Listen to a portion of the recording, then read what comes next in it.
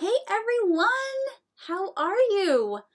I have not been live in this group all year. I know it seems crazy, but it's been quite a while since I've been live in this group. And I just came on here to chat with you guys. If you have any questions for me, that is what I am here to do, is to answer those questions. Let me go ahead and add this. I forgot I had that. Whew, yeah, there we go. I am just going to make sure that this is actually live in the group where I want it, just to make sure. And then I'm going to get started answering. Perfect. Yay! Then I'm going to get started answering some of the pending questions that we have that have been sitting for a couple of days, and I would like to answer some of those live. So if you have any feedback for me on anything that I'm about to talk about, if you have any questions, please let me know. If you have brand new questions, pick my brain. Go ahead. That's what I'm here for. Ask your questions about using essential oils safely, and I will do my very best to answer them for you. So the first question is a question from Angela. And let me go ahead and tag you here, Angela, so that you know exactly where I'm going to talk about you. So let's see if I can get Angela. I can't seem to tag her. That's not good. Okay, let me see if I can. Okay, well, I'll have to tag you after. So Angela had a question about cardamom. So she says, I know cardamom is listed on the oils to avoid for children. However, I just started looking into a company that makes essential oils and noticed some of their blends that are marketed for children actually contain cardamom. So I started searching for more info within their group, and I came across this quote. So she is quoting the company as saying, when we originally started carrying cardamom essential oil, it had a 1,8-cineal content higher than 40%. At this high amount, the content is not safe for children. Our most recent batches have a 1,8-cineal content of less than 40%, which we have learned is safe for children. So that is a great question, Angela. So with any of the essential oils flagged for not safe for children, such as cardamom, eucalyptus, and rosemary, that have high amounts of 1,8-cineol, Robert Tisserand and Rodney Young in their book decided only to flag those essential oils with 1,8-cineol if they contain more than 40% of the 1,8-cineol. So they picked the number. They said, if this essential oil is generally going to have above 40%, we are going to flag it as do not use under age 10. So that's what they did. Cardamom is one of those that should have 40% or more of 1,8-cineol contained in the essential oil. So this company is saying that they found one that actually doesn't have over 40% of 1,8-cineol, so they decided to go ahead and say that it's safe for children. Now, my issue with this is cardamom is supposed to have more than 40% 1,8-cineol, just like eucalyptus, just like the cineol chemotype of rosemary. So my concern is, do I really want to use it? Is it really going to be effective for the needs that I need it for? And if it doesn't have 40% plus of 1,8-cineol, what else does it have? So it may be okay for children under the age of 10 to breathe it, but it's not your run-of-the-mill average cardamom that we want. For example, if there was a lavender that didn't have very much linalool in it, or if there was a peppermint that didn't have very much menthol in it, would that provide for us the therapeutic benefits that we've come to know and expect from those essential oils? Probably not. So I honestly, Angela, I would not recommend purchasing this particular cardamom because it's just not normal. It's totally up to you. You can do what you want. Yes, it's technically going to be safe for children in that respect, but what else does it have in there in a higher amount that may not be that great or simply just may not be that therapeutic? So I suggest not using cardamom under age 10, just like eucalyptus, just like rosemary, and I would find something else to use instead. So for those of you who are here on, if you have any questions for me, how to use essential oils, whatever that it is, I'm your gal, I'm here now, and I can answer your questions for you. So Angela, I hope that helped you in your question about cardamom. So we also have another question as you guys are looking to add your questions to this live that I'm here on. Otherwise, you will just hear me talk about random questions people have asked me. So Trudy has a question. She says she's new to the group. Thank you so much for accepting me to the group. I was just wondering, is there any oil that you would recommend using on a daily basis? Before being alerted to you, I've been having advice from X company, X rep, who says that everyone should be using frankincense and turmeric on a daily basis and copaiba. So I don't know, those of you who are on right now, I see there's a couple dozen of you on right now. What do you think? Do you think that I personally would recommend that people use frankincense, turmeric, and copaiba on a daily basis? What do you think? Should you use frankincense or turmeric or copaiba or all three of the above or any essential oil on a daily basis? I don't know. What do you think? Should you use essential oils on a daily basis, specifically frankincense, turmeric, and copaiba? So Trudy here does not mention the reasoning behind using these three on a daily basis. So what would be the purpose in using an essential oil on a daily basis? Why? I can think of one reason. I can think of a really good reason why somebody would recommend using essential oils on a daily basis. Michelle says, no, none. Gianna says, I think you should have a reason to use the oil. I know, that's what I'm thinking too. I don't know, I mean, maybe, do you guys do this? Do you guys wake up and go, I wonder what essential oil I want to use today? I think I'm going to pick this one. And just use a random oil and use it every day and not even know what you're doing or why? No, you want to have a reason. You should never go, I wonder what I should diffuse today. I wonder what I should slather on my skin today. Hey, if nothing's going on, don't use essential oils. Use them on an as-needed basis. Use them because you need to. Use them for a specific reason, okay? That is why you should be using essential oils. Otherwise, you could get into using them too much, overdoing, and then if you diffuse all day long, you could end up with headaches or feeling allergy symptoms. I mean, there's a whole bunch of things that could happen if you simply use them all the time for no specific reason. Save them for when you need them. Holly says no. Somebody, okay, I can't see your name on here for some reason.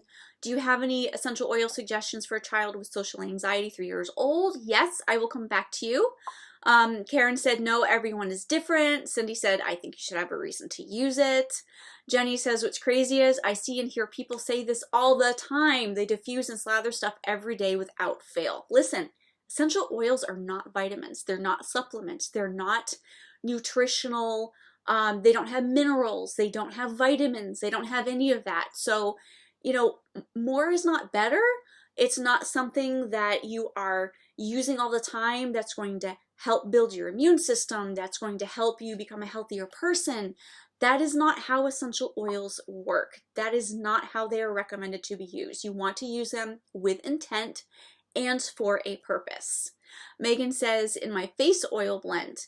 Now, Megan brings up a great point. You can use essential oils, say every night after cleansing your face, you spritz on your hydrosol, you add your moisturizer or your oil, and if you want to have like a 1% dilution or so of essential oils just for anti-aging purposes, that could be a reason why you might want to add that frankincense to your rosehip oil for anti-aging purposes that you are using on a nightly basis.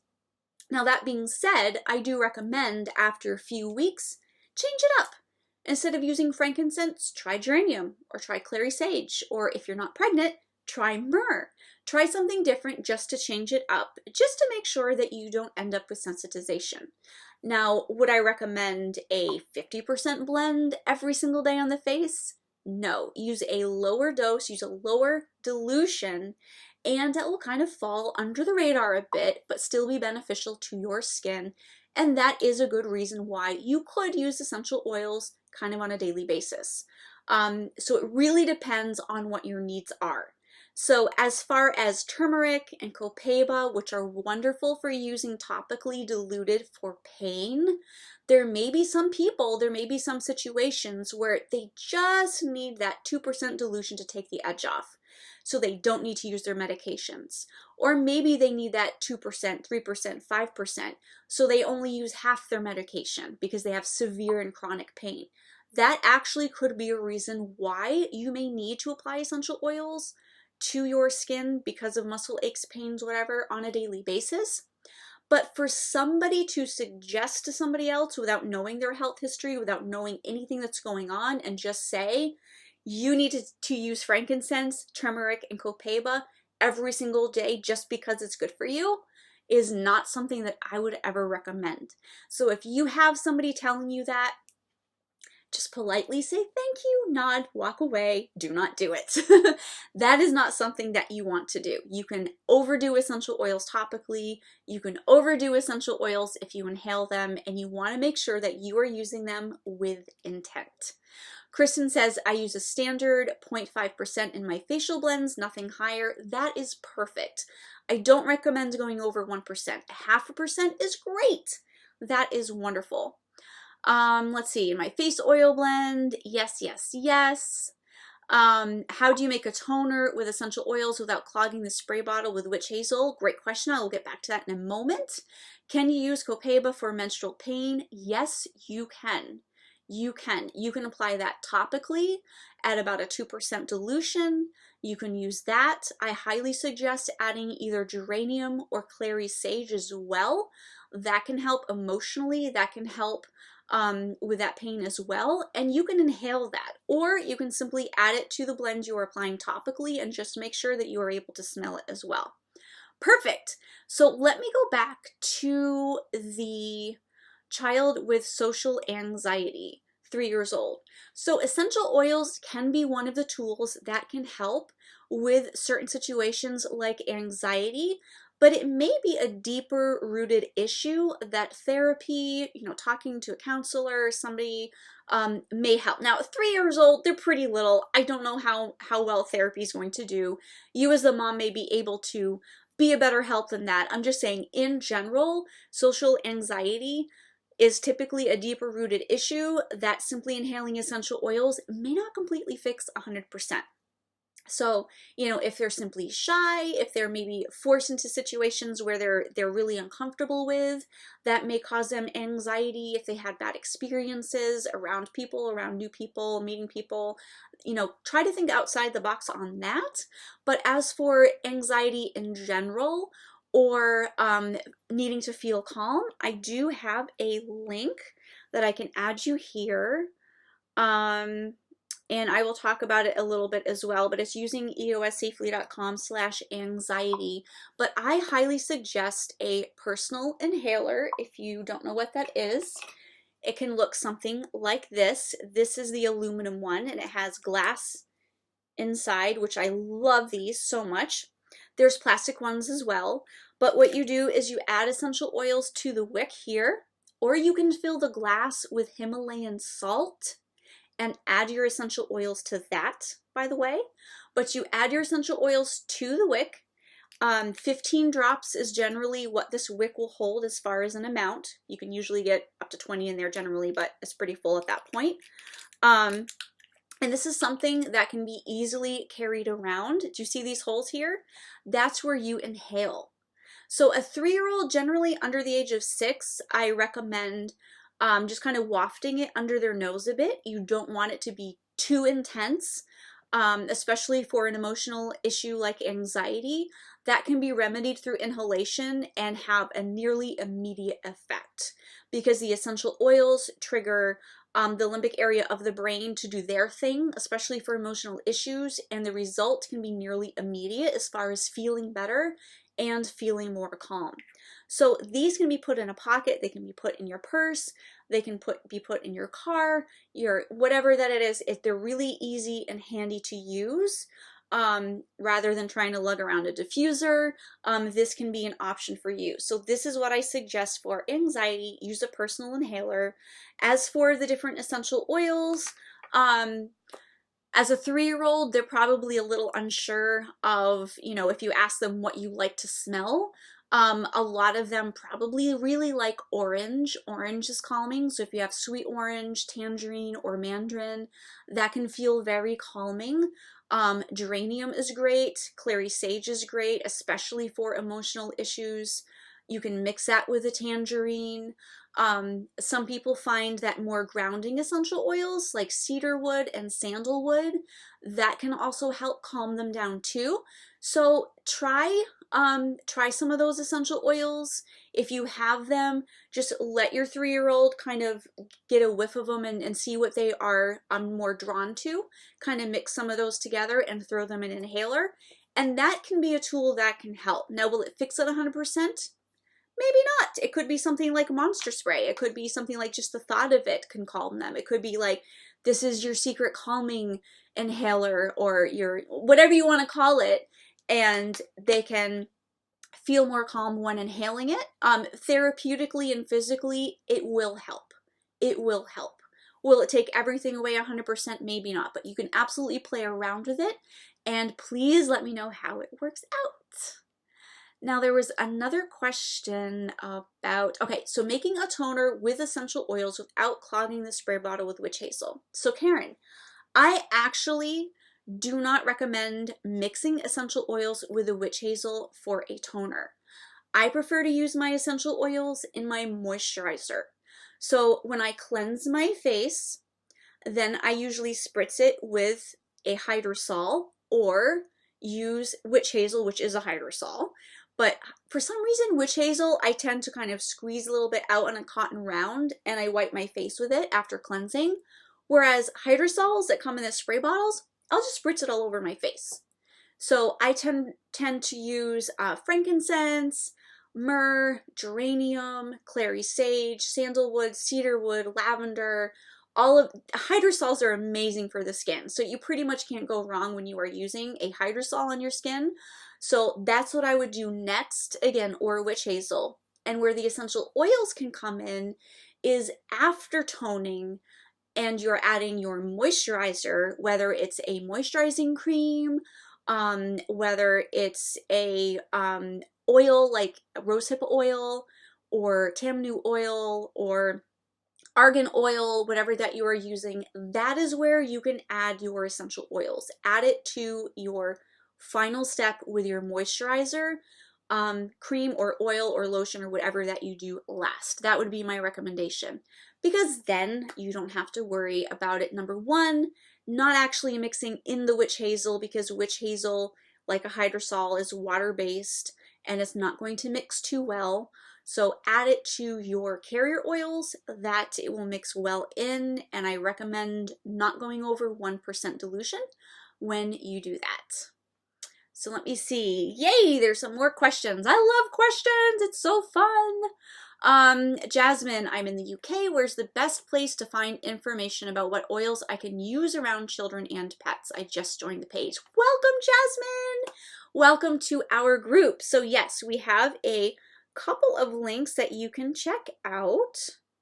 Why is this not? There we go. So we have a page on children, and we have a page on la la la la la.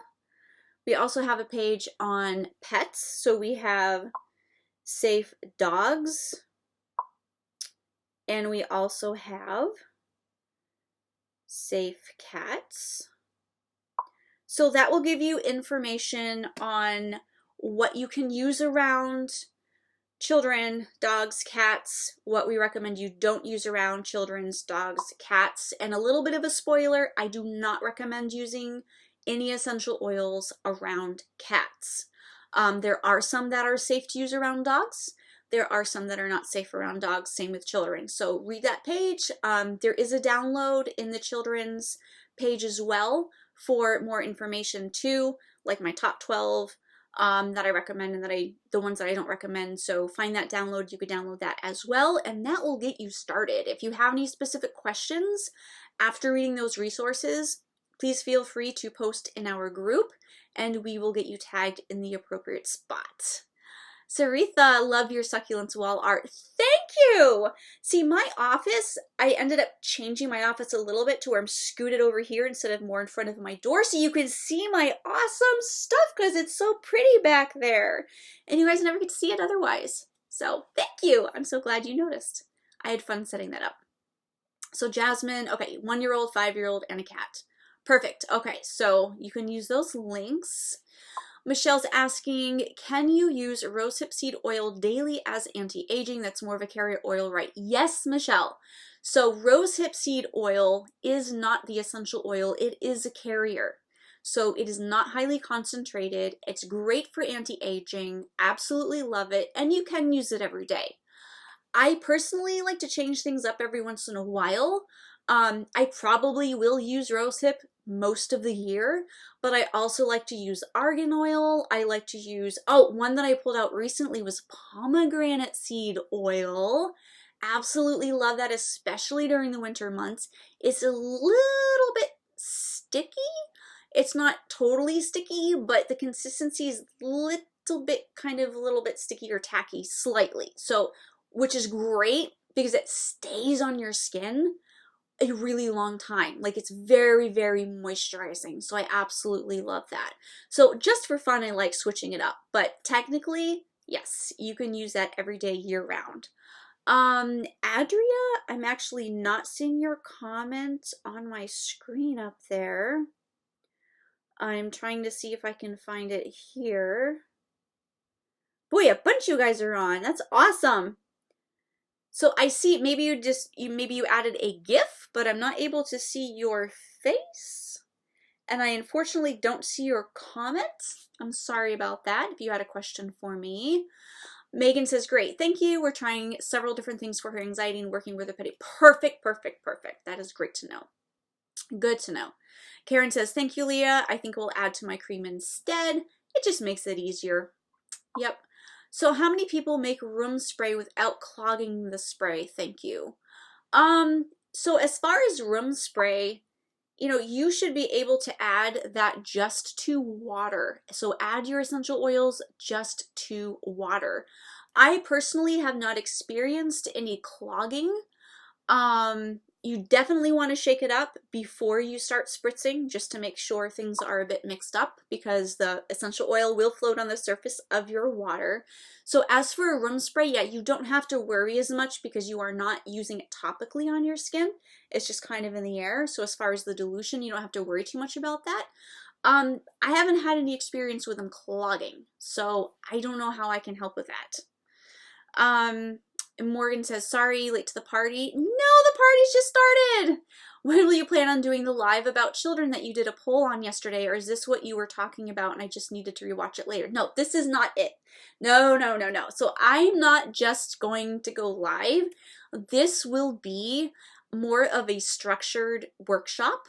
So I will have PDFs that you guys can download on your end that has all of the information, that has, safe essential oils, not safe essential oils. So right now what I'm doing at this stage is getting your input on exactly what you want to see in the class. So then I can put it together and I can present it and then everyone's happy hopefully because I will have everything included and added in there that you guys need. So this isn't that. You can ask me about children. You can ask about anything. This is kind of like picking Leah's brain right now. I'm just here live answering your questions. So you can absolutely ask me about children if you want to, but this is not that class, no. Jasmine, thank you. Where do I find the links to? And also, can you recommend a book? Also, I find I get on better with books. So you should see my comments. So the links, because you can't see them, but they're using eossafely.com. That's the main website, using eossafely.com/children. And then you want /safe-cats. The other link was /safe-dogs, but you said you have a cat, you don't have dogs.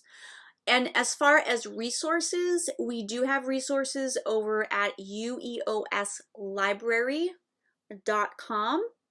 And I do have, I can actually show you, I'm typing the link just in case it happens to pop up for you later.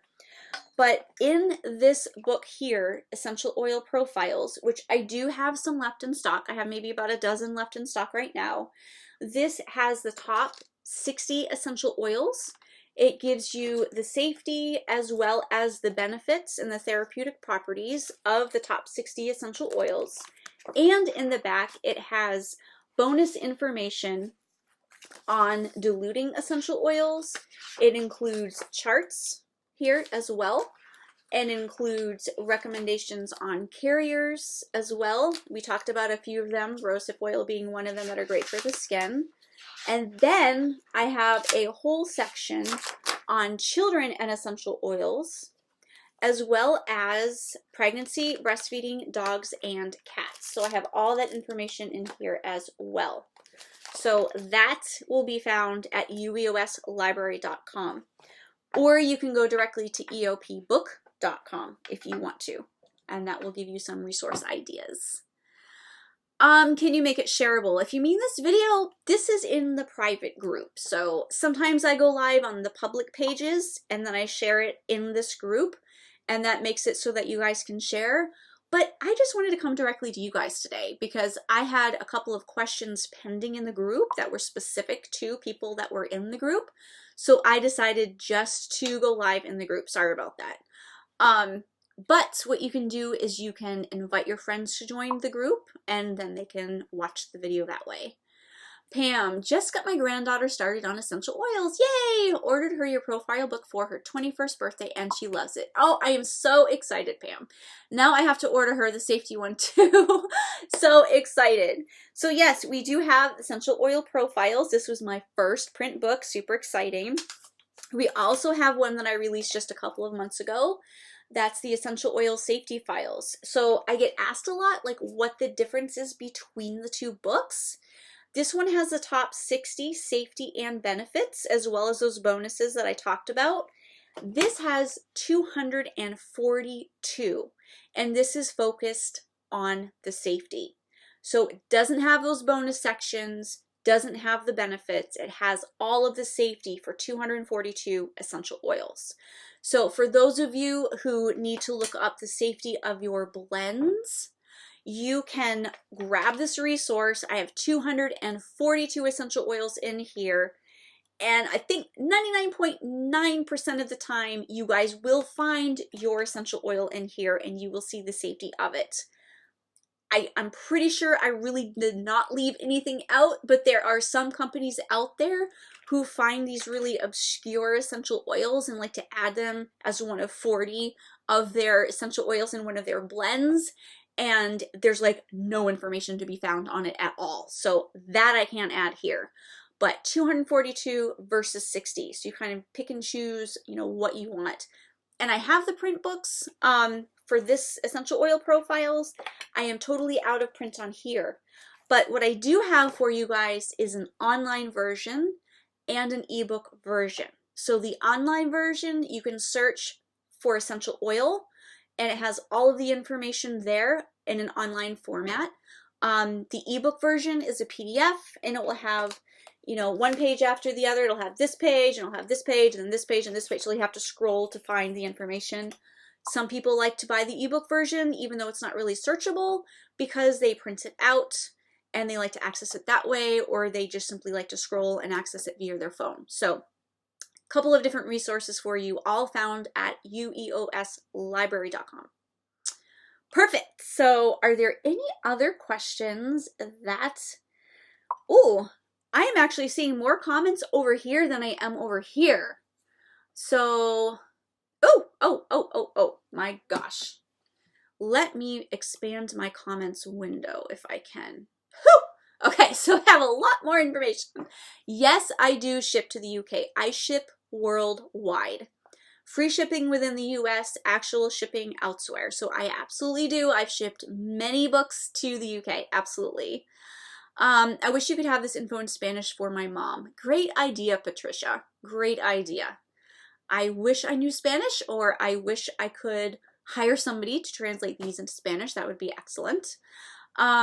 Michelle, can you use a diffuser bracelet or necklace with diluted oils, I assume, without a big reason? So maybe for mood lift, hey, mood is a reason.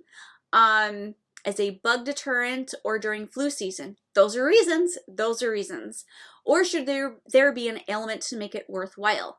No, emotional issues, hey, if you just want to ward the germs off, if you just want to feel calm, if you want to feel focused, if you want to feel more energy, if you want to feel sleepy, whatever it is that you want to do, you can absolutely put in a diffuser pendant. Let me grab one of my favorite ones.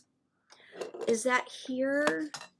I love the diffuser pendants from the Oily Amulet. I think it is in my bedroom. I try to have one here so that I can show you guys. But yes, diffuser pendants, they can come either with a lava bead or a felt pad that you apply the essential oils to. I do recommend, if you use the type that are a lava bead in an open cage where the essential oils potentially could touch your skin, I do recommend that you dilute it first before adding to the lava bead. Otherwise, the ones that have the felt pad inside, where the back is flat against your skin and just the front is open, you can add the essential oils directly to that felt pad. And I recommend 1 drop. 2 drops could be okay. Say you're congested and you really need the extra oomph. 2 drops could be okay, but typically beyond 2 drops, it's going to be too overwhelming for you to have it that close to your face. So I hope that helps. I love the smell of lavender or sweet orange, and then citronella only in the summer for mosquitoes. And also, is it okay to make a live deterrent lice? I think you're saying lice deterrent spray for kids? Yes, it is.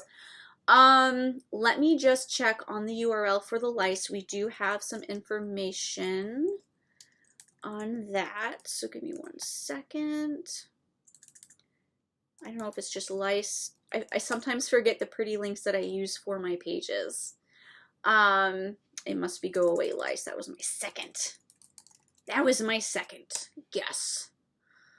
Okay, perfect. So let me cut and paste that over here for you. So that is our information on lice. Now, technically, essential oils don't really work as a deterrent, but once and if they get into the hair, it can absolutely kill them. It can kill the lice, it can kill the eggs. So that is something that you can get information for over on that link. I do have a recipe as well over there that you can use to get rid of them. Let's see. Is there any other question?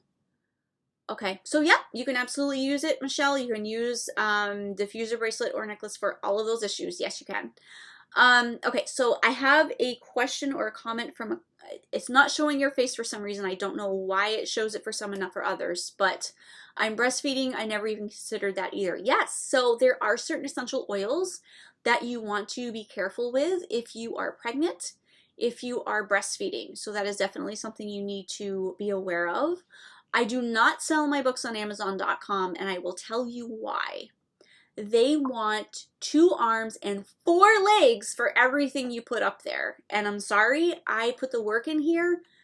I want to be paid for that work. So I do not want to give 60, 70% of my money to Amazon just for the convenience of listing it on their website. So that is why I do not have anything on Amazon. Probably never will have anything on Amazon. So you can get it directly from my website. I do ship next day though. So I do ship out for the very next business day, just so you know. Does the safety book list blends specifically, or do you have to look up each oil in the blend? So the book is on the individual essential oils. I do have a resource for blends though. You can find that again at ueoslibrary.com or eoblendsafety.com. And that will bring you to the resource. I have over 200 blends in there from, let me actually go to it. Hang on, let me see. Let me go to it right now. Does anybody have any questions about blends? Because I can actually give you guys an exclusive peek in here if you want to actually peek. We can actually look up some blends you guys might have questions about real quick. I don't want to give too much away because I know a lot of you are paying members too, and that would not be fair. But if I gave you a couple of peeks over here, so I have done the work for you on 18 different brands and 231 blends as of December 30th. So I have tons of different blends. I think you guys, so what happens is, as a member, you guys get to request the next blends that I add. So all of these here that you see were requested by members who paid for access for me to take the time to go through and assess the safety of the different blends. So we happen to have a lot of blends here from doTERRA, Eden's Garden, Young Living, Rocky Mountain Oils, Plant Therapy. Those are probably the main brands that we have the most blends from. So my goal is to actually end up, and this is a huge goal because there's lots of different companies, but I want to have in here every blend from every company so that you guys can dig in here and access the safety of those blends just by clicking on the information. So it's a huge job, but I'm adding about a dozen, between 6 and 12 every single week. I am adding new blends to this database based on what you guys ask for. So if you want, yes. So could you type the website where we find the books and the blends so we could just use a copy paste to find it? For me as a Swiss, sometimes difficult to spell it. Yes. So this is for the blends. That is the direct link. Now everything can be found at ueoslibrary.com. That is where you will find the blends, you will find the singles, you will find these profiles, you will find the daily tips that we have, which is super fun. This is a flip calendar. It's a perpetual flip calendar. We actually have a Facebook group, and we are on day 3 going through this calendar. We will be going through it all year long, and it has a tip every single day. So that is another option as well. We have carriers profiles, Hydrosols profiles, you name it. We probably have it over there as a resource for you to dig into. So I just don't want to skip anybody. Okay, best mix for diffusing to ward off germs. Now, without knowing anything about your household as far as ages, pets, as far as medications, I would say tea tree and lemon essential oil. That is safe for all ages. That does not have any drug interactions, does not have any issues with pregnancy or breastfeeding.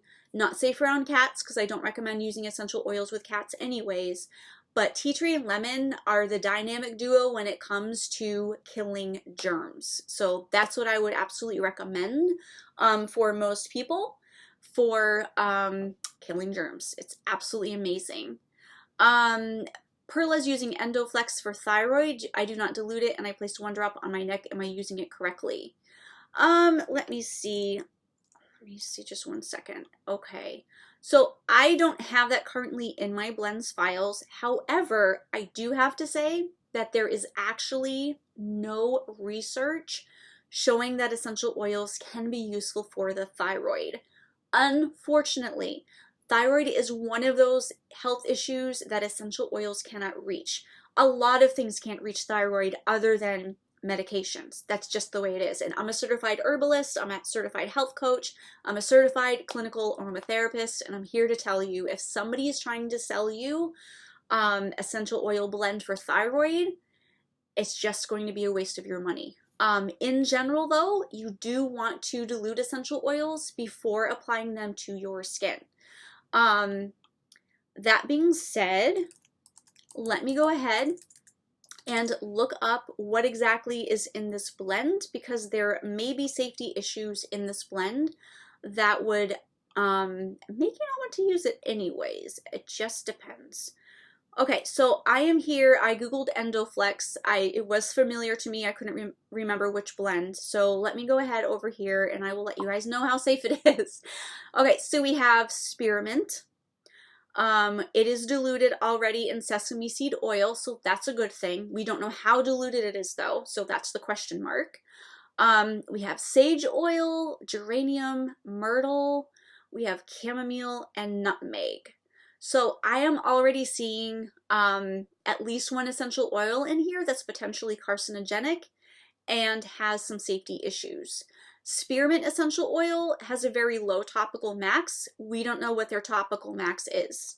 The sage, I'm going to actually just show you guys. So there are a lot of different sages. There are a lot of different sage essential oils. So I'm really glad to see that there is a botanical name here so we can actually see which sage that it is, because I'm looking at like 12 right here.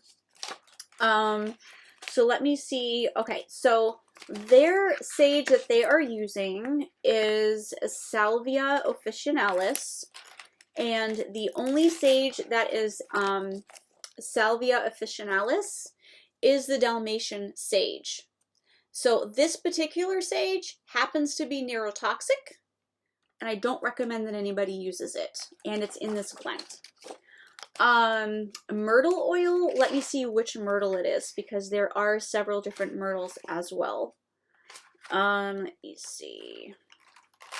So this one is Myrtus communis, and that would be, just making sure that there's not more. So there's several myrtles in my book here. This happens to be Myrtus communis. This is one that I don't recommend using at all due to it being potentially carcinogenic. So I don't recommend using it. I also don't recommend using any blends that have it in there either. And then we have nutmeg, which is also potentially carcinogenic. And I will show you that as well. So this is nutmeg.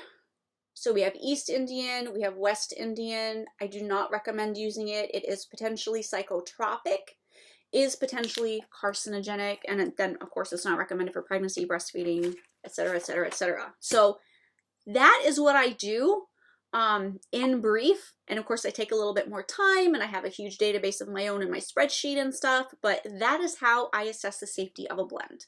Look it up, look at the different essential oils that are in it, and then together I give the assessment for the blend as a whole. So this is something that I personally would not recommend using. I personally would not use myself. So there you go. That is something I will definitely have to add to my database though.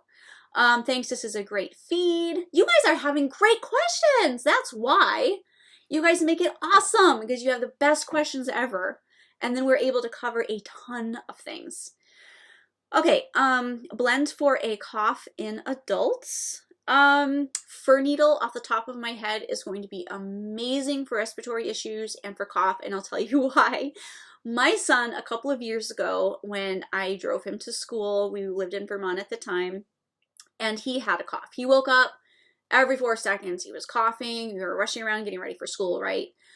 I grabbed my fir needle and I put, it was either 1 or 2 drops. I think he would have been 8 at the time. I put either 1 or 2 drops in my car on the floor, like right on the floor, like where his feet would go, and he sits in the back in the middle, right on the floor. I just put 1 or 2 drops right there, closed it up. We went on our merry way. And then I realized something. He wasn't coughing. I'm like, hey, Ryan, do you realize you haven't been coughing this whole ride? He's like, oh, wow, yeah. So fir needle is amazing. I knew that anyways, but I also experienced it. Fir needle is absolutely amazing for helping with cough. Now, if you physically have a dripping in the back of your throat, if there's stuff in the air, you know, you need to deal with that as well. But fir needle can be amazing for helping to deal with cough, and inhalation is the way to go for that. Okay, tummy trouble, Eden's Garden. Okay, so you guys are actually giving me, which I love, you are giving me some of your suggestions of blends you want me to look up. So I see there's a hodgepodge of questions from you guys I will get to too. Okay, so let me go ahead and just make sure that I have that, because I think I might. Or did you find one I don't have yet? Ah! Okay, so I don't already have this in my database, but I will go ahead and look it up for you. Okay, so Eden's Garden, tummy trouble. Okay, I'm finding a tummy aid. So let me look for that one. Okay, so there's a tummy aid here. Contains ginger, lavender, petitgrass, sweet orange, spearmint, Roman chamomile, and German chamomile, and also vanilla CO2. So this, these essential oils are safe for children, so that is something that would be fine. The unknown would be the dilution of spearmint. It has 1.7% topical max. We don't know what that is in here. Maybe under, may not be. The adverse reactions could be irritation or redness of the skin. But this is something that I would recommend inhaling anyways. Oh, it also has lemon. It just wasn't linked to. This would be something that I would recommend inhaling anyways. So yeah, I would say it's safe for children. And if you're talking about, again, tummy aid, Eden's Garden, Synergy blend, I would say it would be safe for children. And not only that, it looks like it would be effective as well. Some of the blends that I actually review, I'm like, what are you doing? Why are you putting energy essential oils in a sedative blend? Why are you putting sedative essential oils in an energy blend? Like, it doesn't make sense. How do you come up with these formulations? It just doesn't make sense. So this is what I was just looking. I didn't actually mean to click that yet, but I will show you my screen when we get into a blend that I actually have in my database. So you guys can actually see what it's like. Can you buy the books via Apple because I'm from Belgium and I cannot pay with dollars? That should be nice. There's conversion. You should be able to use whatever payment method in my shopping cart. That should work, because I actually have sold things to Belgium before. I've sold things to oh my gosh, like all over, every continent pretty much. Not Antarctica. Haven't sold Antarctica yet. But Australia, I've went to Asia, Africa, like you name it. I ship there and people buy stuff all over the world from me. So try it and see. If you have any problems, go ahead and email me. I'll give you my email address. It is using EOS safely at gmail.com. Okay, next question. Kids ages 2 plus up germs. So yeah, again, lemon and tea tree are going to be amazing. Let's see, how about hormone support? Ooh, good question. I am nursing and have terrible acne that is typically managed with birth control, but I can't take it while nursing. Anything nursing safe that would help balance hormones or manage acne? So essential oils don't contain hormones, but they can help with like emotional balance issues. As far as skin issues, I would try witch hazel. I know it's hormonally based, but it could actually help topically as well.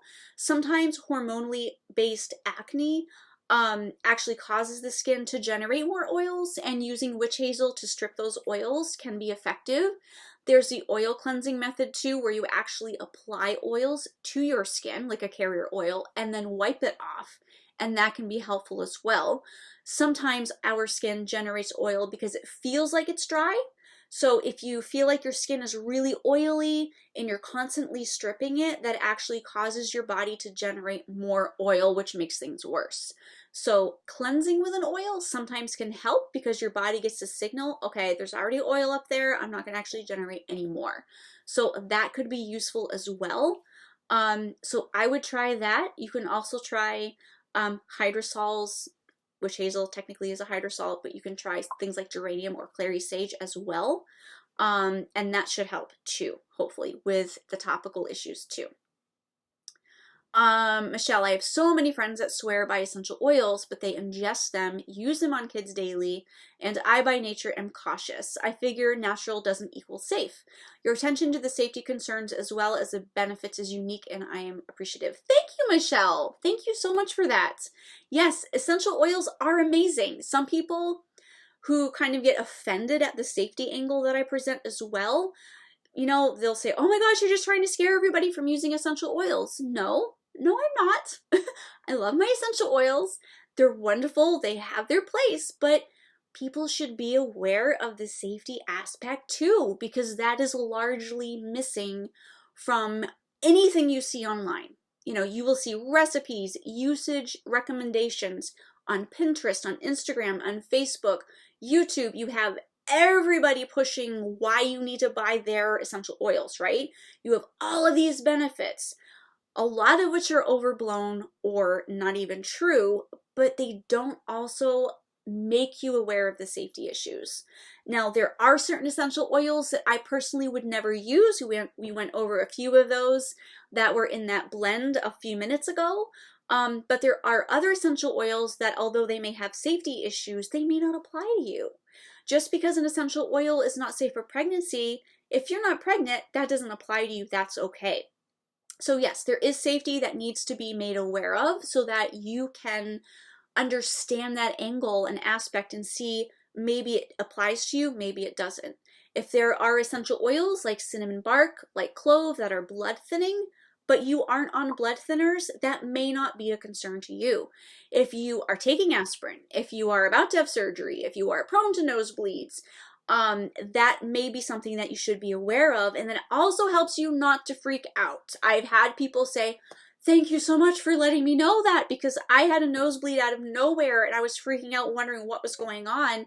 And then I remembered what you said about cinnamon bark and realized I've been diffusing that.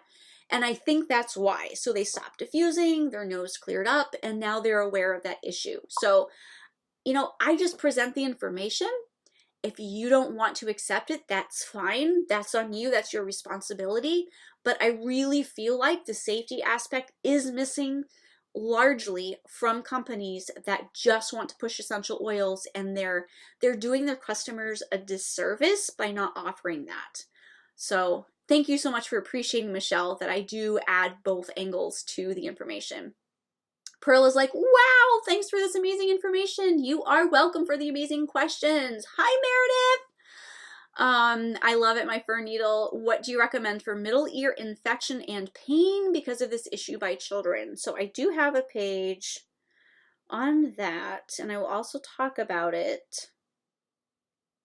Actually, I'm not sure. Oh, hang on a second. Pretty link again. I'm not sure exactly which one it is. So give me 1 second.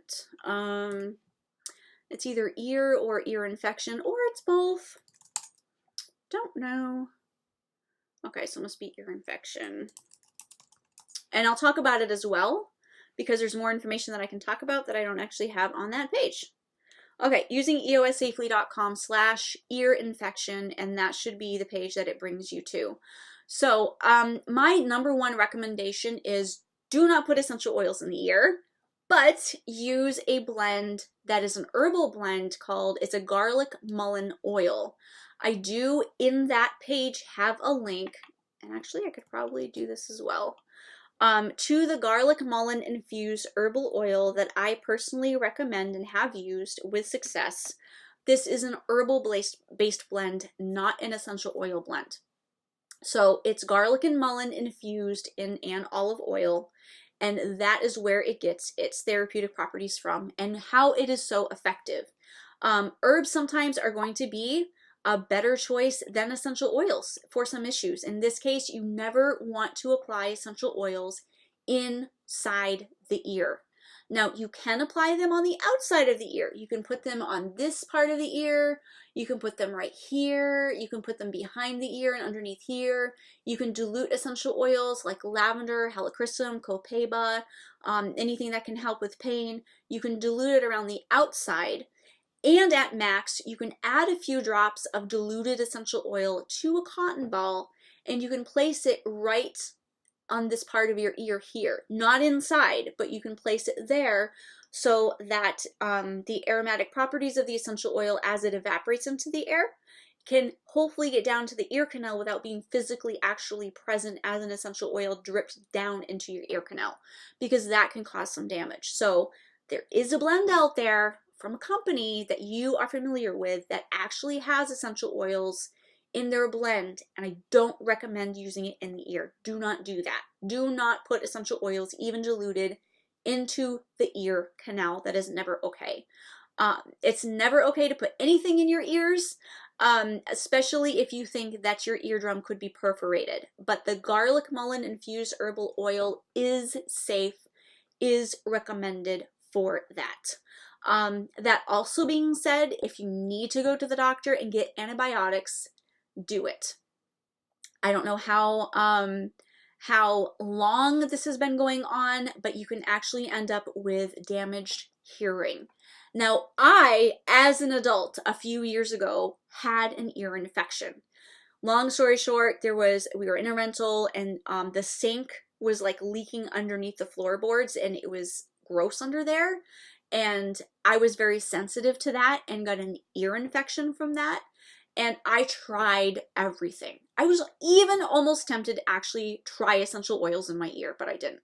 But it was bad because I let it go thinking, it's going to get better. It's going to get better. I tried the salt sock, which works for many.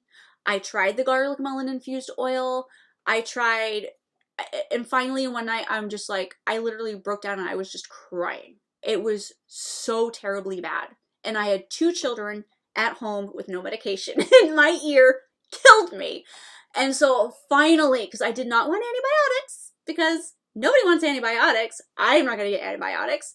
That's terrible stuff, right? I got antibiotics, it fixed it, I'm good. I was very happy for those antibiotics. I think they were the only antibiotics I had as an adult, but I had to have them. So point is, guys, essential oils are wonderful. Herbal remedies are wonderful, but if they don't work within a reasonable amount of time, please see a doctor and get some medicine, even if it's antibiotics. Okay, off my soapbox, I think. So that's the information I have for you for ears, and I have a lot of experience with that. Okay, so Jasmine can't find where to buy the book. So I have, I don't know, try this link. So these are, I can add more specific links too, but that is a link to the library. So on the library page, I'm actually just going to show you. So this is the library page right here, and you will find all the different resources here. So if you don't have any of these resources yet, you want to click on Not a Member, because this is a membership technically, even though I use it for resources. You want to click on Not a Member, and then it will bring you to the page for whatever product that you are interested in. So this would be the Essential Oil Profiles page. You can choose the print book, the ebook, or the online access. Just know the ebook and online access price is increasing on 1/17. I do have some of the print books in stock, so you can just click on one of these here. Of course, you want to scroll down and understand what you are getting exactly. I do have an example for you here. I list everything that is included, including the essential oils. I have a compare version section here, what is in the print book versus ebook versus online access. As well as in the bonus sections what you can find, as well as some pictures of what is inside of the book that I showed you here live too. So you can download a sample too if you want to, and there's a couple of testimonials. So that is what you will find in the library.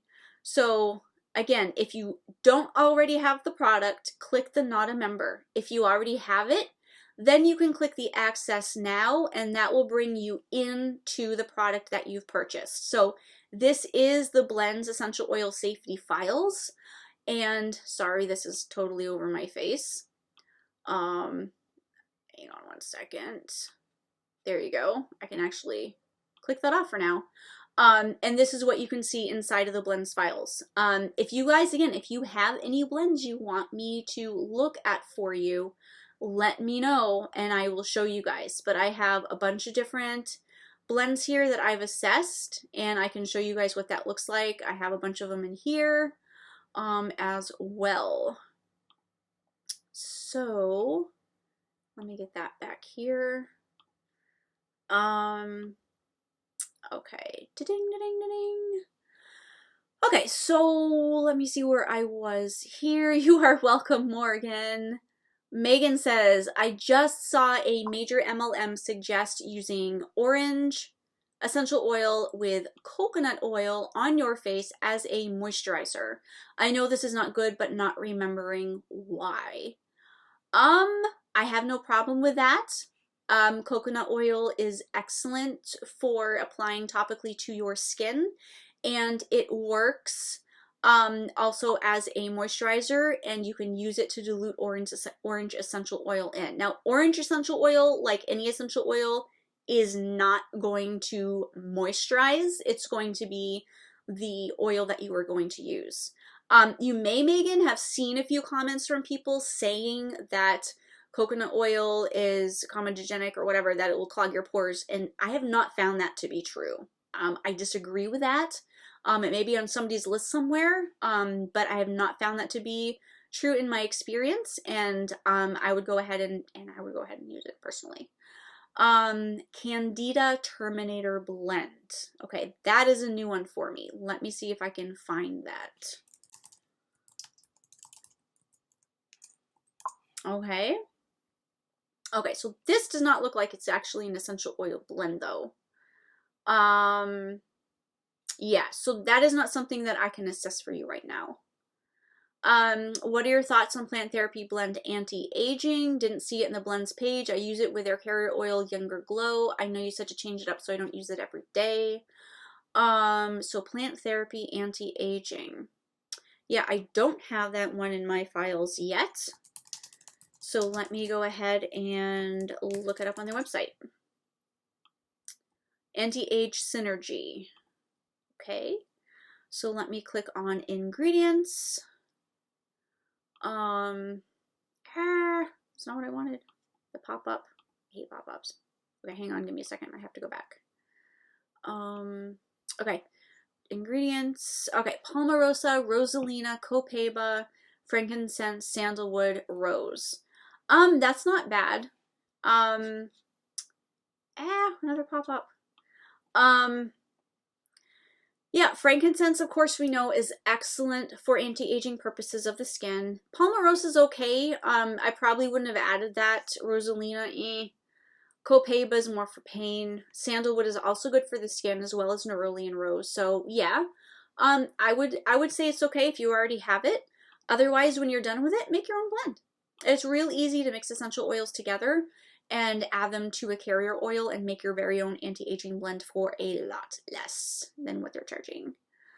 Let's see, do I happen to know any EO safety for diffusing around dogs? Yes, Alexis, I just so happen to know about that. I do have a blog post about that. It's using eossafely.com/safedogs, and I just added the link there for you, so hopefully you can see that. If antibiotics are used sparingly, they'll work. Yeah, absolutely, Robin. Absolutely. It's if you use them all the time, then you could definitely run into some issues. But me in my head is like antibiotics.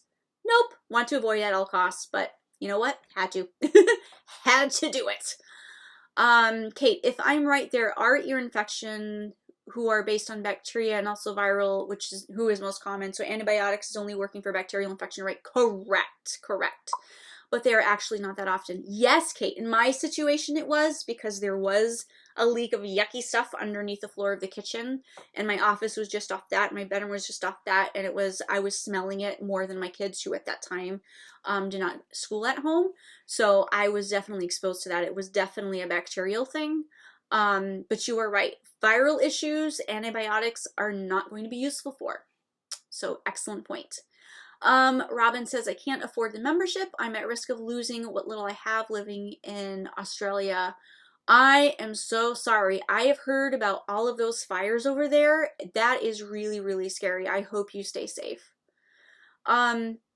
Monique says, is after this live a replay to rewatch? Yes, so once this live ends, it will remain in the group, and then you can start it over and watch what you missed, or at least listen. Robin, I wish I could. It looks awesome. I love following you, and I learn lots. Appreciate all of your teachings and detective thingies. Awesome. I find coconut oil doesn't work as well as cream with essential oils. Yeah, I mean, there are different carriers have different viscosities, and some of them are going to be heavier than others. I do find coconut oil is more of a summer moisturizer. I do like other moisturizers, either oils or creams for the winter. I find that they are thicker and more effective. Let's see. You are welcome, Alexis. Good, Robin. I'm glad to hear you are safe. That is good to hear. Kimberly, what would you recommend for joint pain? I use Copaiba now and turmeric internally, not the oil. Excellent. So that's what I'd recommend. If you are not already mixing black pepper with your turmeric that you are using internally, not the oil, the herb, I highly recommend that. The black pepper actually works well with the curcumin in the turmeric to make it work much more effectively. So I would definitely recommend that. Another thing that's great for joint pain and inflammation is ginger tea from the actual ginger root, not the essential oil. I have this awesome micrograter tool that I love to use for my ginger. So I buy the fresh ginger root, but I do not keep it out. I freeze it. So it's kind of always fresh, right? Because it's frozen and it's not going bad or rotting, right? So I freeze it in my freezer. And then when I need it, I pull it out, I take my micrograter and I grate some ginger right over my hot water and make a tea out of it. That is excellent for joint pain and inflammation as well. Now, topically, I'm really glad you mentioned internally using not essential oils for this issue. Topically, Copaiba is great. Peppermint can be useful. Helichrysum can be useful.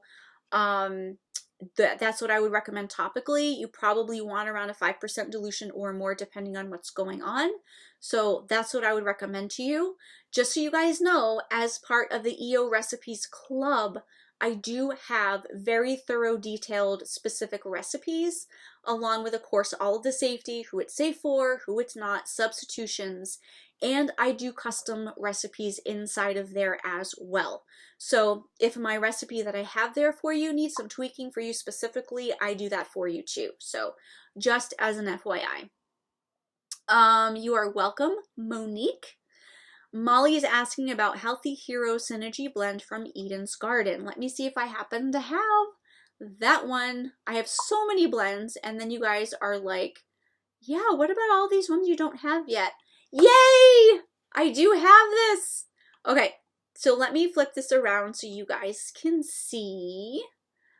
Okay, let me also go ahead and zoom this in so you guys can see this. Ta-da, ta-da, ta-da. Okay, so this is inside of the essential oil blend safety files. As you can see up in the top, I have a bunch of different brands. I have 18.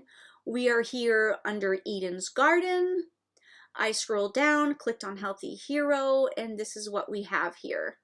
On this side are all of the other blends that I've assessed. So, safety information for Healthy Hero by Eden's Garden. I do have a link to the page where I got the information from, so you guys can also see exactly where I'm getting my information. It contains lemon, lavender, rosalina, sweet marjoram, and spruce. These essential oils and all of this blend is going to be safe for all ages, safe for pregnancy, breastfeeding, safe to use around your dogs, and not safe for cats. Now, the only issue with this blend, or potential issue, is it could be phototoxic. We don't know how much lemon is used in this blend, and at more than a 2% dilution, it can be phototoxic if applied to the skin and exposed to UV light. So I'm not sure how they're recommending to use this blend, but I would probably inhale it, or just make sure it's very well diluted before using. So that is my assessment for that. Thank you for picking one that I actually have. That's lovely. Yay. Okay, so next question we have, you are welcome, Kimberly. So Robin, okay, so you have a moisturizing cream. Is this, okay, let's see. Okay, so this is something that you use for chronic pain. I see, gotcha. So you have 20 ml of a moisturizing cream. I don't know what the Martin and Pleasance is, but you have 10 ml of that. I imagine it's some sort of carrier. And Arnica cream is amazing. There is some great Arnica lotion that Tropical Tradition sells that is really, really fabulous for pain. Let me see if I can find that link for you. It's really amazing. But you can usually find Arnica oil probably right in Walmart and Target. But I love this lotion. This lotion is great. I love it because lotion is easily absorbed into the skin, whereas an oil sits on the top of the skin, which is fine. That can be fine for some issues. You want it to stay on the skin, but for some other issues, you want it to be absorbed. Let me see if I can find it. Where's my lotion? Actually, I think I know what the link is. But absolutely love this lotion, and Arnica lotion is amazing for some pain. Give me 1 second here. I think it's just TT lotion. Pretty sure it's what it is. Yes. So I'm going to just add this just as an FYI in case you guys already are members of Tropical Traditions, and you can just throw that in your cart along with whatever else that you typically buy, and it is currently on sale, which is great. Yay! Okay, so you have peppermint, frankincense, lavender, helichrysum, German chamomile, marjoram, sandalwood, Kunzia copaiba. That's amazing, Robin. That looks like a really great blend for pain. That's great. Yes, Monique, you can freeze fresh ginger. I do that because I only use a small amount at a time. I want the fresh. The ground stuff just doesn't do it for me. I like the fresh. And when you freeze it, it's just like it's fresh. After a while, it does get freezer burn, like, you know, after a year or so. But it's just amazing. Jasmine says, I know you said you can't use essential oils if I have a cat. Would that still stand if she was out of the house? No, if she's not in the room, as long as your cat is not exposed to the aroma. So if you are diffusing in one room and your cat is in another room with the door closed, or if you are diffusing in a room with that door closed, that is totally fine. Just the point is you want to not have that exposure. Yay, Molly! And Robin has another recipe for us for new cracked skin cream. Yes, carrot seed is great for the skin. You have really great ones in here. That's great. Wonderful, wonderful. Carrot seed is stinky though. It is so stinky, and so can German chamomile be as well. But you know what? When we're dealing with pain, we don't care what it smells like, right? When we are dealing with things for the skin, sometimes we don't care what it smells like. We just want it to work. That's great. So Robin says, I researched for so long and I change an ingredient each month. That's amazing. And yeah, thank you for the info for ginger. Never thought of it. Well, I just got tired of throwing away ginger root all the time because I wasn't using the entire root. Because who uses an entire root? I mean, seriously. Okay, if you are making candied ginger, I can see how you could use up the whole thing. But otherwise, little bit overkill. Little bit overkill. So I think I've actually gotten to the end of all the questions. Have I really? Yay, more questions! Jasmine says, perfect. Thank you so much for your help. I need sleep now. It's 1 a.m. Go to sleep, Jasmine. I'm glad I was able to help you. Have a great night. Kate, what do you recommend for dry African skin to care best? I would suggest carrier oils are going to be great. The essential oils that are used aren't going to be as a big deal for you. If you are having dry skin, you want to pay attention to carrier oils. In which case, butters are going to be more heavily moisturizing than, say, a lotion. Carrier oils can be great. If you have mango butter, shea butter, even cocoa butter, if you can make a salve or a balm from that. And I do have those recipes in my EO Recipes Club as well, if you are wanting to know how to make those. Those would be the heavily moisturizing ones that I would recommend. Now, you don't want to just use plain butters. They're very, very hard and they're difficult to work with as, as themselves alone. But when you boil them down, when you melt them down, and I say boil because I'm thinking double boiler, but when you melt them down and add a carrier oil such as jojoba oil, or maybe something a little heavier like avocado oil, then that can make for a really, really moisturizing experience for dry skin. And the essential oils, you don't even need to add essential oils. They aren't even necessary. Arlen, hey, anything I need to know about lavender and orange around animals? They are fine. If you are diffusing them and your dog is in the room, that's going to be fine. Don't recommend exposing cats to any essential oils. And you can find, I do have some information on this link here, using eossafely.com/safe-dogs. That is what you are going to want to look at. For the essential oils that are going to be, there's some there that I've listed that are safe for dogs and some that you want to avoid.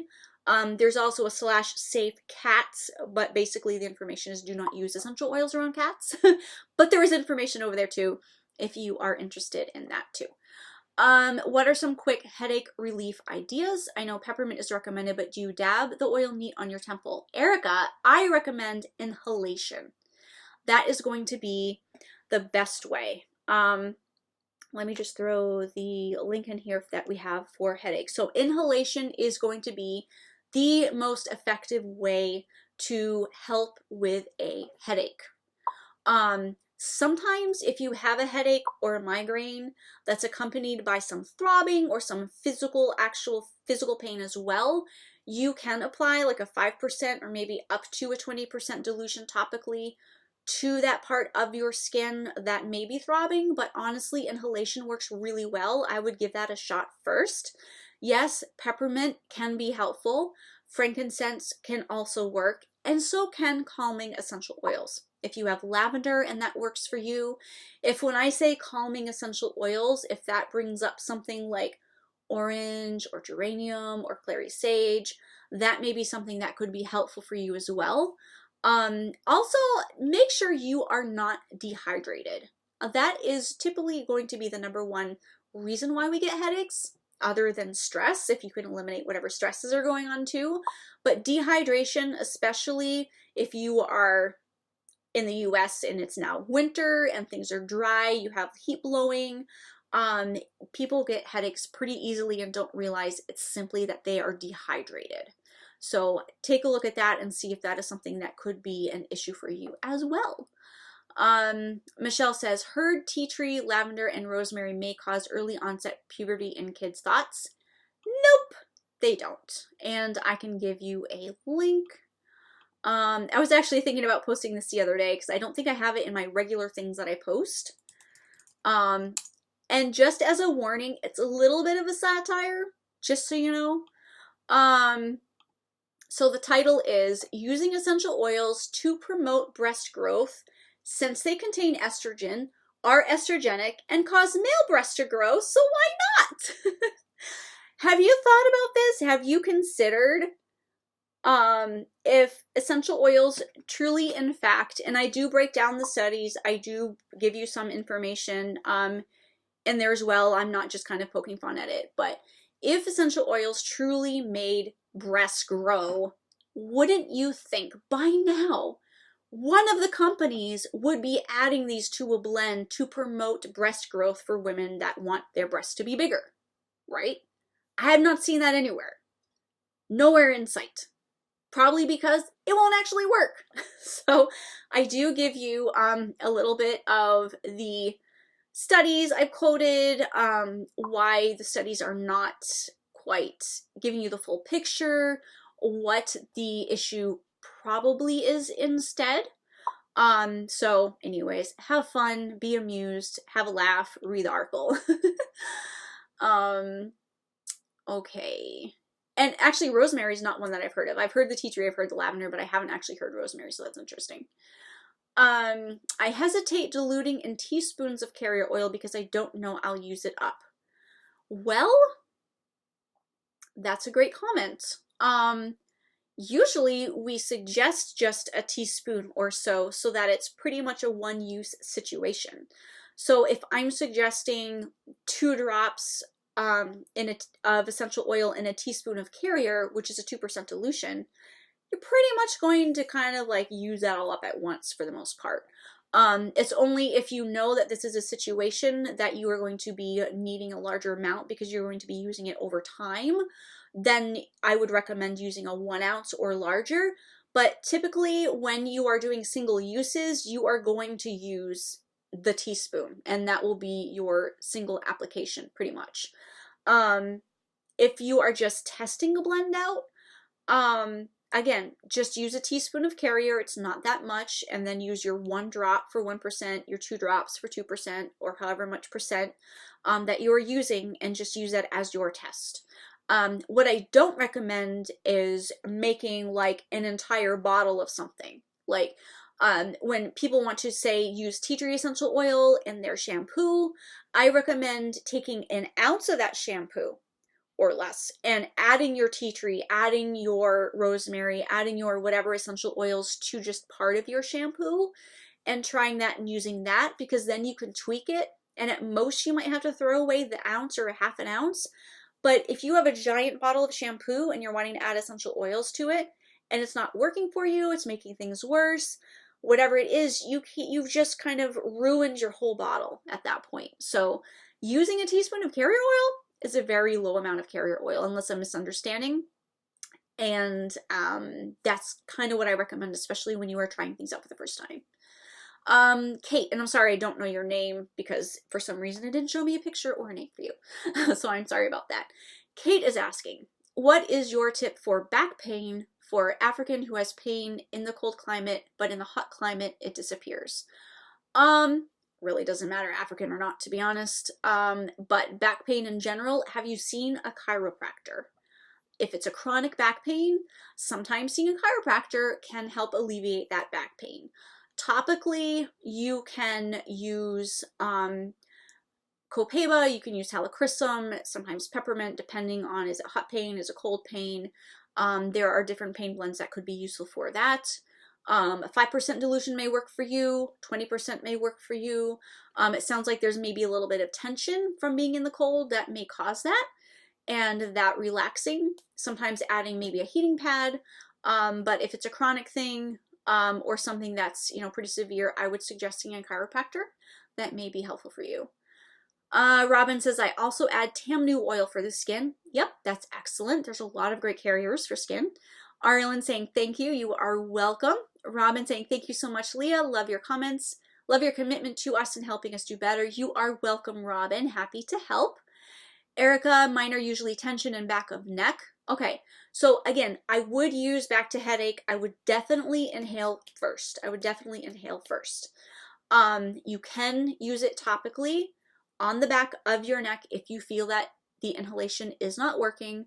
And I would start at like 2 or 3%. You probably won't need more than 5. For severe issues, you may need up to 20. But always start lower because you can always add more drops of essential oil and get a higher dilution if you need to. But what you want to look for is the dilution that does it for you, that's not overdoing it. So if 3% does the trick, why 5? If 3% does the trick, why 20? If 2% isn't doing it, try 3. Okay, instead of peppermint, is spearmint also good? Spearmint can work, yes. Spearmint does have a topical max of 1.7%, where peppermint has a topical max of 5.4%. So just keep that in mind if you are using it topically, that you have to use a lot less of spearmint than peppermint. Let's see, Megan Rose. If people are using essential oils for scent, as told by some companies, which we know is not how best to use them, how would we suggest for them to use hydrosols for scent instead? Can they just be used in a diffuser? I wouldn't recommend using hydrosols instead of essential oils, and I also don't recommend using hydrosols in a diffuser. Hydrosols are not cheap. Essential oils aren't either, but hydrosols are really great for topical use on the skin. So I would absolutely leave the essential oils for diffusing. I know a lot of people just want their house to smell pretty, and in that case, I would recommend something that also kills germs, something like lemon, something like orange, something like tea tree.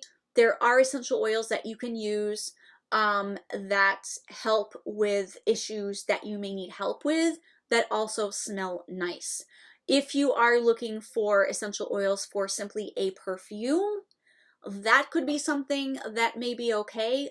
Just want to make sure that you are understanding what the topical maxes are. So if you are making a roller bottle and you are rolling it on your skin, rather than maybe having a drop in your essential oil pendant, you just want to keep those topical maxes in mind, because when you are applying essential oils topically, when you don't even have a topical reason to apply them, but you are applying them because you want to smell pretty, you just need to realize that the essential oils don't care that you just want to smell pretty. They're still going to do their therapeutic thing. So if there's safety issues involved with that, there's still a concern, even though you only want them to smell pretty. Topical max issues, you want to be aware of those. Things like ylang ylang with a 0.8% topical max. A lot of people like using that in perfume. It's aphrodisiac. But if they use a 3% dilution, then they're opening their skin up for irritation and redness because they are not abiding by that topical max. So just things to consider. I hope that helps. You are welcome, Michelle. You are welcome, Kate. Great tips, thanks. You are welcome, Erica. How long have I been live anyways? I can't even tell. I don't even know. I feel like I just got on. I am all fired and ready to go. I'm so happy to be talking with you guys. I love your questions. I'm so glad you guys showed up with your questions today, because I was going live and I had just a couple of questions that I wanted to address from the pending posts. And then, you know what? I just tend to just talk randomly, and I don't know how useful it is if I'm just plucking things out of the air and dumping my brain to you. So when you guys have actual questions and I can be helpful for you right away and answer your questions, that makes me so happy, because I know that I'm actually sharing with you what exactly you want to know and what you want to hear. And guess what? Not only do I answer you and your question and help you, but everybody else watching, they also get this information as well, and they can file it away for later use, or they can start using the information as well. So super, super fascinating when you guys ask these questions, because I just love it. Clarification: by inhalation, you mean straight from the bottle, right? No, not necessarily. In fact, I kind of advise against inhalation straight from the bottle, especially if you are doing it frequently, because you are exposing your essential oils to the oxygen in the air, and they will oxidize / go bad more quickly, and the shelf life will go down. So every day, if you were opening your bottle and inhaling, you know, every 3 hours, every day, a couple times a week, the shelf life of that essential oil will not be as long as if you kept that tightly closed and used it maybe in a personal inhaler. So this is a personal inhaler. I love these so very much. You can add essential oils right to the wick that's inside of here. This is where you add your essential oils. 15 drops is usually what it holds. You can maybe add about 20. Add your essential oils to this, and you can breathe through the holes in the top, and that's how I recommend using your essential oils. So you can open your essential oil bottle one time, or if you're making a blend, you know, whatever, and you can add it here, and guess what? You can open and close this as often as you need to for several months before you need to top it off with new essential oils, and that keeps your bottles from going oxidized more quickly. Because yes, essential oils do have a shelf life. They do not last forever. They are made up of constituents, which is what essential oils are made up with, that evaporate out of the bottle. So when you are smelling the essential oil, you are actually getting microscopic little pieces and bits of essential oil that are being physically inhaled into your body and being used therapeutically. So in the bottle, and this is something that I go over in my basics class, which those of you in the EO Recipes Club are getting my course in there for free, right? You are getting that included. And something that we are just starting to talk about is inhalation. Every Friday I post a new class in there, a new lesson as part of the class in there, and we are just talking about inhalation. And we talked about the constituents a couple of weeks ago, and how, have you guys heard of top notes and base notes when it comes to essential oils? The base notes are more the sedative blends have a lot of base notes in them. The sedative essential oils, I should say, have a lot more base notes. And that would be like cedarwood, that would be like sandalwood. Whereas the essential oils that help with energy and that are more elevating are going to have more top notes, like lemon, like tangerine, some of those ones that promote energy and are more lighter. Those are going to have more top notes. Now, the top notes are the part of the essential oil that escape out of the bottle first when you first open the bottle and you're breathing.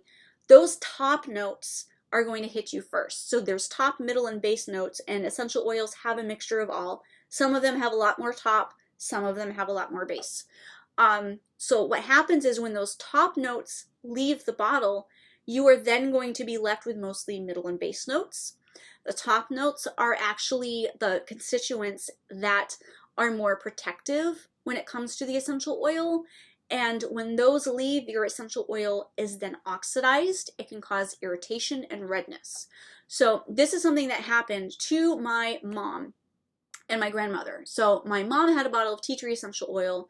She was applying it to my grandmother's toenails. She had nail fungus on there, and she was applying it to the toenails, and it was fine for a while. And then she was calling me up. She's like, Leah, I don't know what happened, but all of a sudden, like, she's reacting and her skin is now really red from this, and it's seeming to be irritated. You know, what's going on here? I'm like, Mom, how long have you had your tea tree essential oil?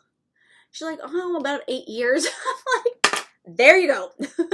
Replace the tea tree essential oil, because what happens is over time, once that essential oil has oxidized, those protective top notes are no longer in there, and you are opening yourself up for irritation, redness, blistering, and things that may not have happened before. You may think, wow, I'm now allergic to tea tree, when it's simply that you just had it way too long and it's expired.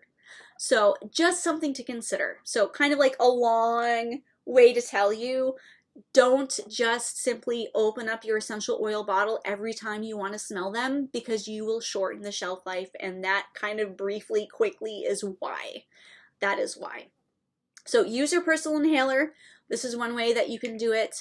There are also, there's diffuser bracelets, there's diffuser necklaces, diffuser jewelry that you can wear as well so that you can inhale through the day. You can also diffuse, of course, as well. And there's lots of different kinds of diffusers. But personal inhaler, love these guys.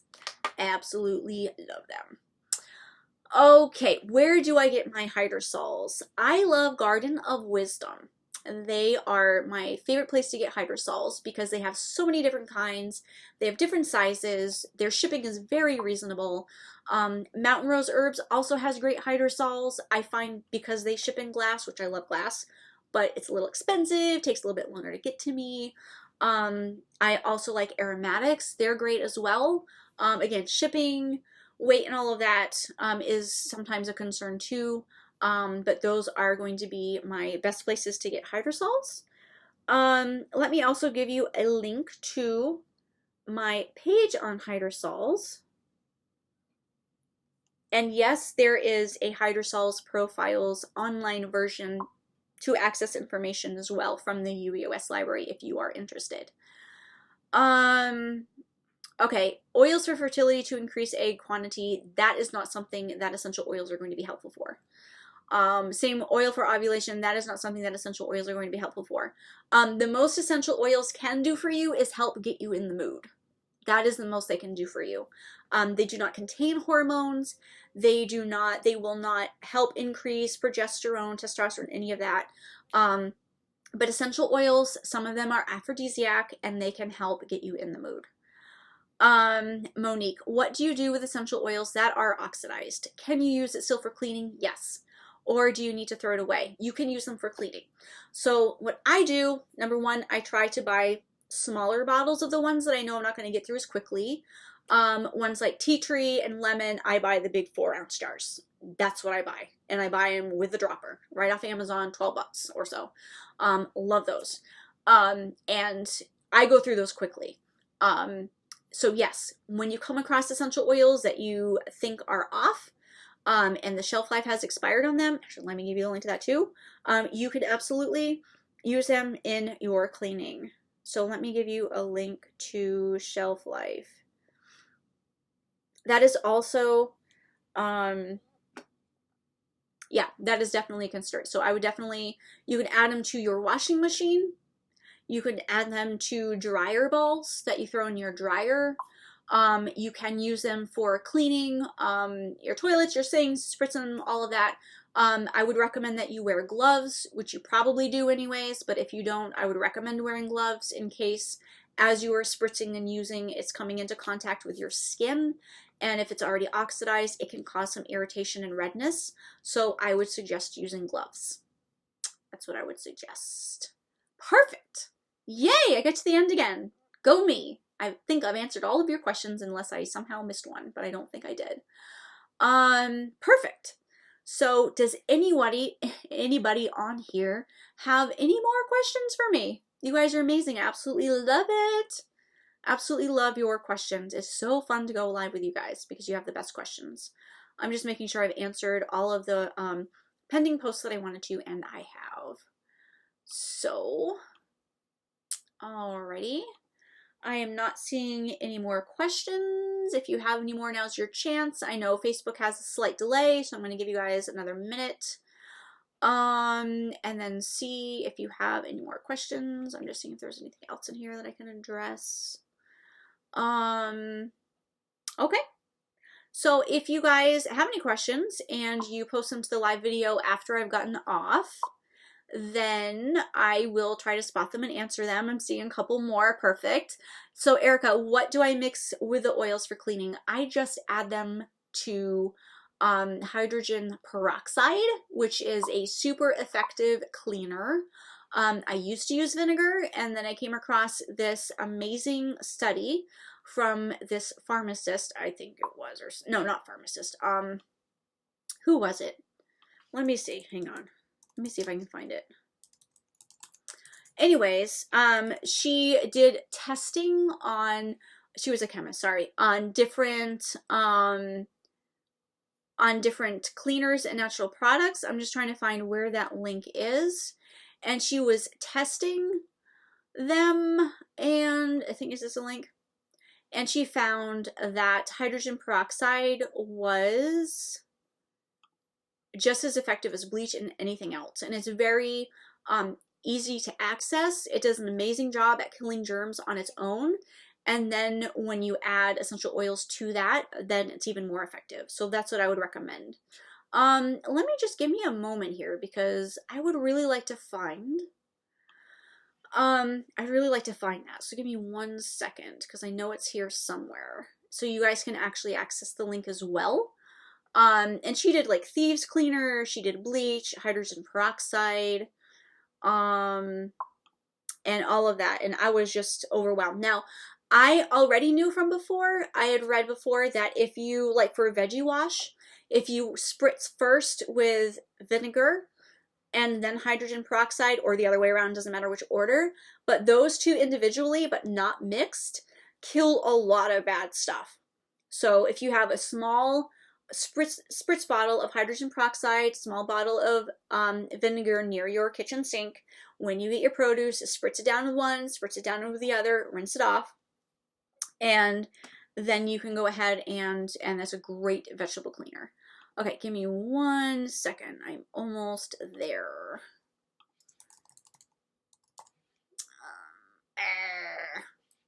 Must be under this. I know it's here. It's worth it, guys. Here we go. Yes, it is worth it. So go ahead and check out this link. I will say the last time I checked it out, she kind of moved some things around, so I'm not sure what exactly is all there at this point. But hydrogen peroxide was amazing, amazing, amazing. So I highly, highly, highly recommend that. Okay, perfect. So let me see what else. What do I mix the oils for cleaning? Oh, heard you mention Amazon for oils are fine for oils. Yes, they can be. Just make sure that you are purchasing from a reputable company and that you are purchasing directly from the company as a seller and not a third party. So, you know, if you are buying from Eden's Garden, for example, make sure you are buying their essential oils that they are selling and not some third-party person that's selling Eden's Garden oils, because you don't necessarily know what could potentially have happened. So I would definitely buy directly from the company itself. But yes, you can find good essential oils on Amazon. You can also find really bad essential oils on Amazon. So it really depends. It really depends where you're purchasing from. Where can you buy a machine for making your own hydrosol? I don't know. You can buy distillers.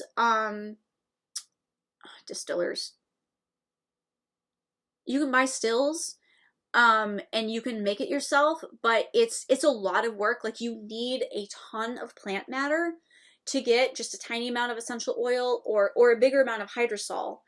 But it's a lot of effort and a lot of work, and typically the machines that you are using are going to be very expensive. So, I mean, if you are really serious about it, Monique, and you want to create your own hydrosols, go for it. I personally leave that to the experts, and I just buy quality hydrosol that somebody else has actually made for me. So that's what I do. Rebel Weber, you look years younger, Leah. Thank you. How many years younger? I will be 41 in April. Robin, do you know a good blend for getting rid of dogs' fleas? Yes. Yes, I do. I have a recipe. Give me 1 second.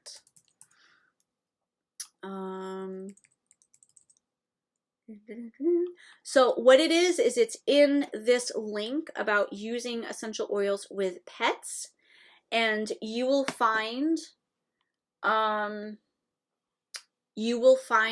the meme in there that actually gives you the recipe for using fleas with pets, and you can find it at that link. Do you use DSMO in combination with essential oils? I don't, Kate. I know some people do. I do not. You are welcome, Michelle. Awesome. Okay, well, I think I've gotten to the end of your questions, and I'm seeing now I've been on 1 hour and 41 minutes, and it seems like I've been on maybe 20 minutes. So I should probably get off and let you guys go. For those of you who have been with me this entire time, thank you so much. You are absolutely amazing. And for those of you who are coming back and rewatching it because you missed the beginning, that is amazing as well. So thank you so much for hanging out with me on this Friday night. I hope you have a wonderful rest of your day. Those of you in Australia, good morning. Wherever you are in the world, have a great day. And I will talk to you guys later. Thanks, guys.